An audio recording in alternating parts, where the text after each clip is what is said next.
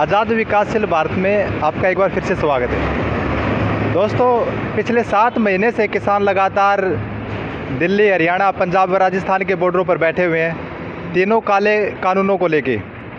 अब 11 बार सरकार व किसानों के बीच में बातचीत भी हो चुकी है, लेकिन कोई अभी तक परिणाम नहीं निकल पाया है। तो इसीलिए आज हम किसानों से बात करेंगे। पास टोल प्लाजा पर हम पहुँचे हैं।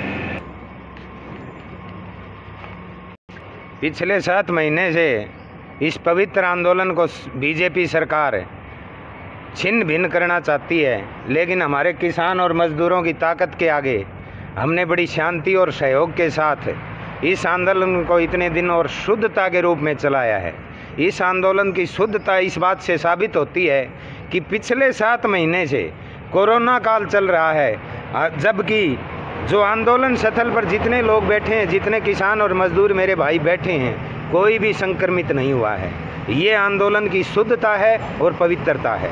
और सरकार जो आगे ये तानाशाही रवैया अपना के इसको छिन्न भिन्न करना चाहती है, जैसे दिल्ली बॉर्डरों पर वे अपने आरएसएस और बीजेपी के लोग भेज के इसको छिन्न भिन्न करना चाहते हैं, लेकिन नहीं। हमने कल संयुक्त किसान मोर्चा की वहाँ बैठक करके हमारे किसान और मजदूरों की ड्यूटियाँ लगा दी गई हैं कि बाहर से कोई बंदा आता है उसका हम ध्यान रखेंगे, यदि वो आरएसएस और कोई अलग विचारधारा जो हमारे आंदोलन को ख़राब करे उसका हम ध्यान रखेंगे और इस आंदोलन को चरम तक लेके जाएंगे। और बीजेपी और जेजेपी, ये जो हरियाणा और केंद्र की सरकार है, इसको दिखा देंगे कि आप किसान, मजदूर और व्यापारी और सारे वर्गों का हित करके और पूंजीपति का साथ देके इनके हकों की लड़ाई के साथ अन्याय आप नहीं कर सकते। सरकार को इसके सामने झुकना पड़ेगा, क्योंकि आज का मजदूर और किसान पढ़ा लिखा और गुणवान है और इस लड़ाई को वह आखिर तक लेके जाएगा और जीत के ही उठेगा।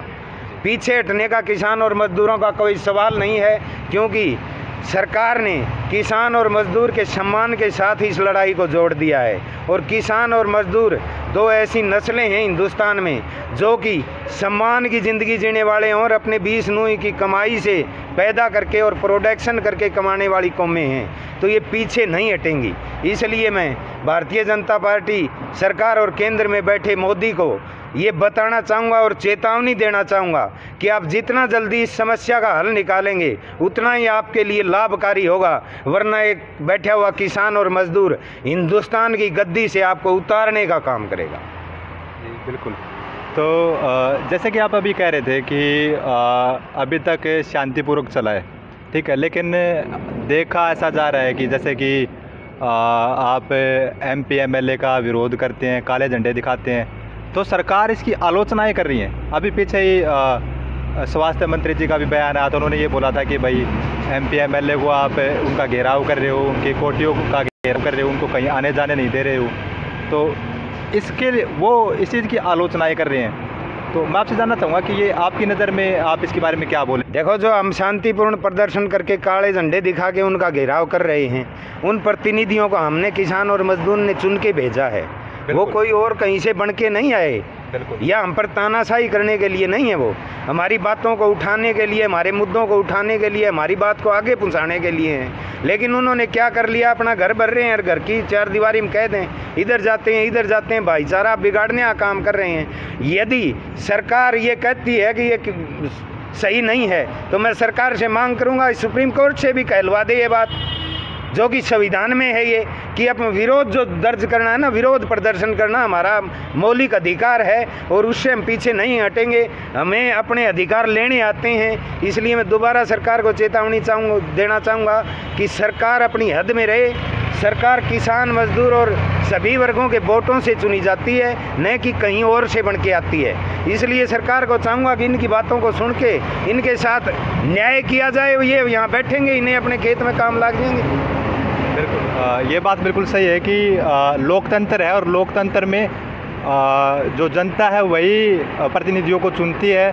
उन्होंने, जनता ने इनको सांसद बनाया है, MLA बनाया है, MP बनाया है, और जनता ही, अगर वो इनका जनता की बातें नहीं मानेंगे तो फिर लोकतंत्र कहाँ रह गया। ये बात आपकी बिल्कुल सही है। देखो, लोकतंत्र तोड़ने की साजिश इन्होंने कई बार की है।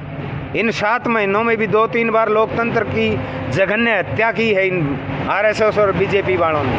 पीछे का आप देखिए, इन्होंने राम मंदिर का जो फैसला कराया, मुझे ये बात बोलनी पड़ेगी, ये झूठे राम दुलारे हैं, ये जनता के हत्यारे हैं। ये राम मंदिर के नाम पर चंदा खाते हैं। सिया इनकी कुछ लगती नहीं, जय श्री राम ये बोलते हैं। क्यों? ये जय सिया राम बोलो और भाईचारे और सुख शांति के साथ सारी इन पब्लिक और किसानों और मजदूरों की आवाज़ सुन करके इनका निपटारा करे और सभी को भाईचारे के साथ लेके चले। लेकिन नहीं, इनका एजेंडा और है। ये राम के नाम पे मर्यादा पुरुषोत्तम जो हमारे राम आदर्श हैं उनके नाम को खराब करने का काम कर रहे हैं। और चंद लोग मुट्ठी भर जो आरएसएस के और जो सत्तासीन हो गए हैं हमारे पब्लिक की भूल के कारण, क्योंकि पब्लिक ने इनको वोट दे के बना दिया। इन्होंने बड़े बड़े सब्ज बाग दिखाए, हमें सपने दिखाए, लेकिन इनके अंदर हमें कुछ नहीं मिला। सिर्फ इनकी लूट की दुकान है। अबानी अंडानी और पूंजीपतियों के हवाले पूरे देश के किसान और मजदूर को करना चाहते हैं। उसके बाद किसान और मजदूर यदि पूंजीपति के हाथों में चला गया तो पूंजीपति किसान और मजदूर को चैन से जीने नहीं दे। में चुनाव हुए पश्चिम बंगाल में, तो उसमें किसान गए, उन्होंने अपना जो है प्रदर्शन किया, वहाँ लोगों को इकट्ठा किया। तो क्या इस तरह की भूमिका अब यूपी में चुनाव आ गई तो उसमें भी देखने को मिलेगी? इसके बारे में ज़रा आप थोड़ा देखो जी, जो किसान और मजदूर कौम है बड़ी सम्मान के साथ जीने वाली संघर्षशील और मेहनती कौम है। तो ये हमने पहले ही बता दिया कि बंगाल में भी दिखा दिया है, अब यूपी में भी दिखा देंगे, पंजाब में भी दिखा देंगे, उत्तराखंड में भी दिखा देंगे और उसके बाद इस मोदी को हम पूरे हिंदुस्तान में भी दिखा देंगे कि एक तानाशाही और अत्याचार एक राजा को कैसे देश से बाहर निकाला जाता है। इस हिंदुस्तान की पब्लिक को और बाकी देशों को और पूरा किसान और मजदूर एकजुट होकर के अपनी ताकत का प्रदर्शन करके ये भी बता देगा कि तानाशाह सरकार और तानाशाह राजा को हिंदुस्तान में बर्दाश्त नहीं किया जाएगा, क्योंकि ये लोकतंत्र को तोड़ना चाहते हैं। ये तानाशाह राजा ये सब के हितों का ध्यान नहीं रखते। सरकार की तरफ से किसानों को या फिर किसानों की तरफ से सरकार को कोई पत्र वगैरह लिखा गया हो, कोई बातचीत? क्योंकि काफ़ी टाइम हो गया, अब तो 11वीं दौर की जो बातचीत हुई थी उसको काफ़ी टाइम हो गया। सरकार को करनी चाहिए, सत्ता में बैठी है, बिल वो लेके आए हैं। किसान तो सिर्फ किसान बाद में जा गया है, मतलब भाई हमारे साथ अन्याय हो रहा है, उसने इस लड़ाई को आगे बढ़ाया है। हालांकि ये सभी वर्गों की लड़ाई है, अकेले किसान और मजदूर की नहीं है। सारे देश का नागरिक इसमें नुकसान में जाएगा, क्योंकि ये कहीं भी आप उठा के देख लो, एक भी जगह जनता की भलाई का काम ये नहीं कर रही। तो इसलिए मैं कहना चाहूँगा कि इनको पहल करनी चाहिए। हालांकि इन्होंने पहल नहीं की, लेकिन हमारे संयुक्त मोर्चे ने पिछले महीने एक पत्र लिख के इनको चेताया है कि आप जल्दी कर लीजिए, वार्ता की टेबल पर आ जाइए और इन भोले भाले किसान और मजदूर की बात को सुन लीजिए, वरना इसका खामियाजा आपको आगे के जो 5-6 राज्य के चुनाव हैं उनमें भी भुगतना पड़ेगा। और ये जी जान लगा के अपनी रणनीति के तहत भारतीय जनता पार्टी की सरकार का सफाया करने का काम करेंगे आगे।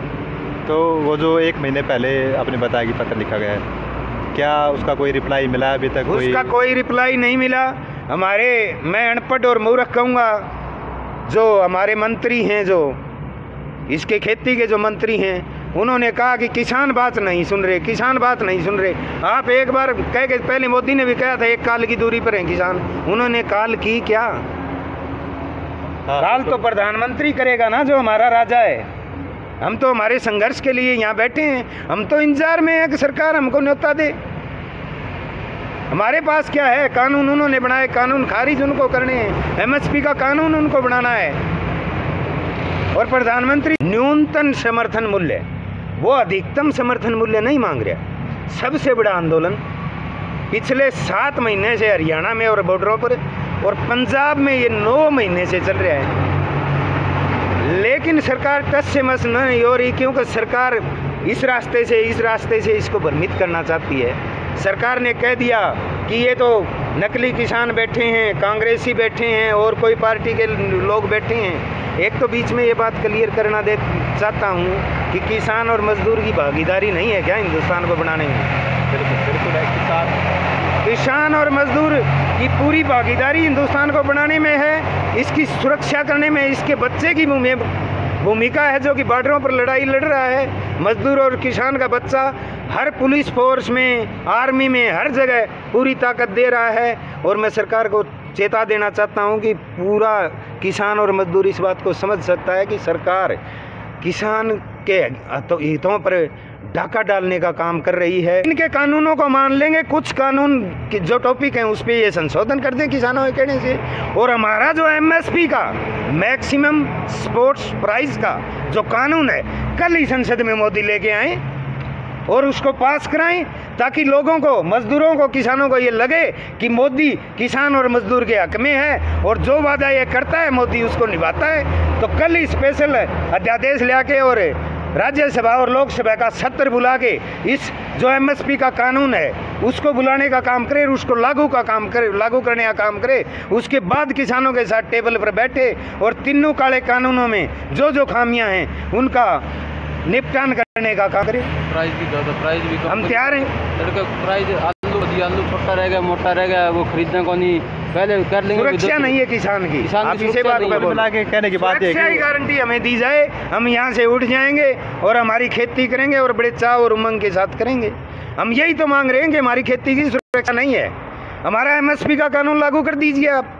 उसके बाद जो 2-3 टॉपिक हैं इसके अंदर जो संशोधन करने की बात सरकार स्वीकार कर चुकी है, उन कानूनों को होल्ड पर रख चुकी है। यदि वो कानून इतने प्यारे, इतने बढ़िया, इतने दूध के धुले होंगे ना, का काम करवाया इन किसानों ने अपने दबाव से। इसलिए मैं सरकार को कहना चाहूँगा कि वो झाड़ भोजना बाहर का ना घूमे। आज का मजदूर और किसान सियाना हो चुका है। और एक बात और बताना चाहता हूँ, जो 7 महीने से किसान और मजदूर धरना स्थल और बोर्डों पर बैठे हैं, वो अपने गुरुद्वारे, मंदिर और अपने घर से ये प्रण लेके चले हैं कि हम जब तक घर वापसी नहीं करेंगे, जब तक हम सुरक्षित नहीं हो जाते, हमारी मांगों को मान नहीं लिया जाता, वरना हम वहीं शहीद हो जाएंगे और वापस घर नहीं जाएंगे। ये हम कान खोल के सुन ले मोदी सरकार इस बात को। किसान खुला चैलेंज दे रहेंगे, या तो ये तीनों कानून वापस हो, नहीं तो फिर किसान भी यही है और ये धरना भी यही है।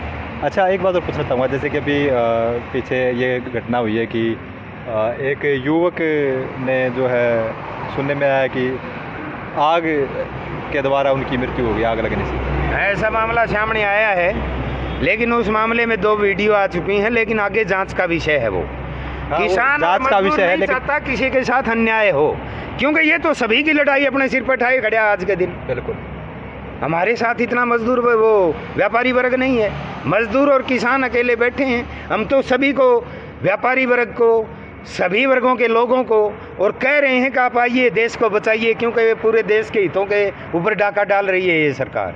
और इस चीज़ को आप आगे बढ़ के इस लड़ाई को जीतने का काम कीजिए, वरना ये ऐसा कर देंगे कि आपको गुलाम बना के छोड़ देंगे। और जैसे अंग्रेज़ों ने राज किया था, अंग्रेज़ों का राज बल्कि कि मैं ठीक था, ये जो है ना, ये लोग आरएसएस के और बीजेपी के लोग, ये उससे भी बुरा हाल हिंदुस्तान का करने वाले हैं।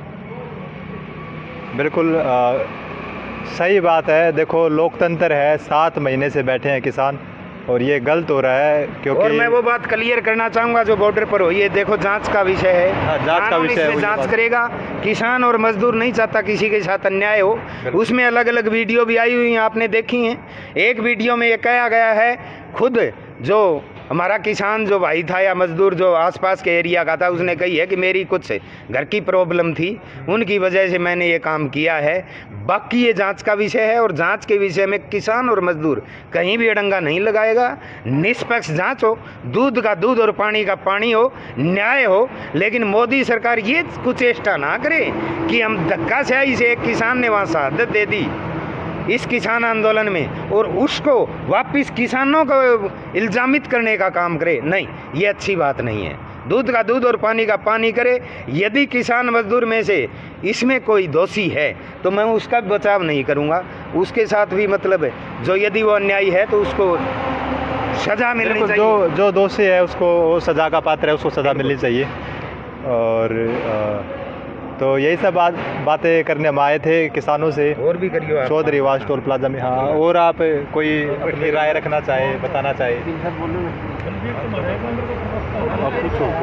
एमएसपी के बारे में एमएसपी के बारे में, एमएसपी सरकार ने बोल दिया था कि एमएसपी सरकार की तरफ से, तो सरकार कह ही रही है कि हमने तो एमएसपी देने के लिए हम तो तैयार हैं। ठीक है, तो क्या आपत्ति आ रही है उसमें, क्या दिक्कत है? सरकार को कानून बनाना चाहिए, एमएसपी का गारंटी कानून, लीगल गारंटी कानून बनना चाहिए, जब ही जाकर बात बनेगी। जब तक सरकार हमें सरकार को पक्का इसका ब्यौरा दे के कागजी कार्रवाई करना चाहिए, कानून पास करना चाहिए। हाँ, कानून बनना चाहिए, ना कि इसको सिर्फ बोलने में और सुनने में आए। बोलने और लिखने नहीं, बिल्कुल ये संसद में कानून बनना चाहिए, लीगल गारंटी कानून। तो कहते बलबीर भाई। और आपकी अंकल जी क्या राय है, क्या आप में से और कोई बोला जाए अपनी राय?